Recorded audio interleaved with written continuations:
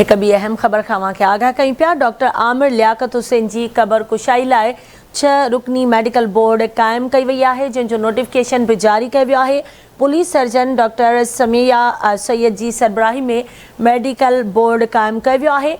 Additional police surgeon Shahid Nizam HOD forensic medicine जिना Parvez Makhdoom board में शामिल हैं, जडें त forensic expert doctor Hari Ram Luhano, doctor Gulzar Ali ऐं MLO डॉक्टर अरीब बोर्ड में शामिल हैं। ब्रेकिंग न्यूज़ है, डॉक्टर आमिर लियाकत हुसैन जी क़बर कुशाई लाइ 6 रुकनी मेडिकल बोर्ड कायम कई वई है। नोटिफिकेशन जारी थी वियो है।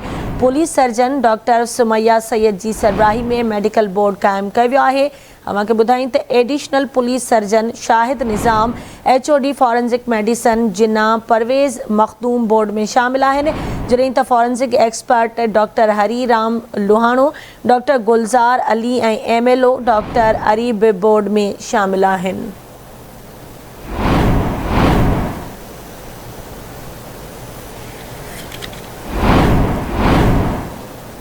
ब्रेकिंग न्यूज़ है, डॉक्टर आमिर लियाकत हुसैन जी क़बर कुशाई लाइ 6 रुकनी मेडिकल बोर्ड कायम कई वई है, जिनजो नोटिफिकेशन जारी थी वियो है।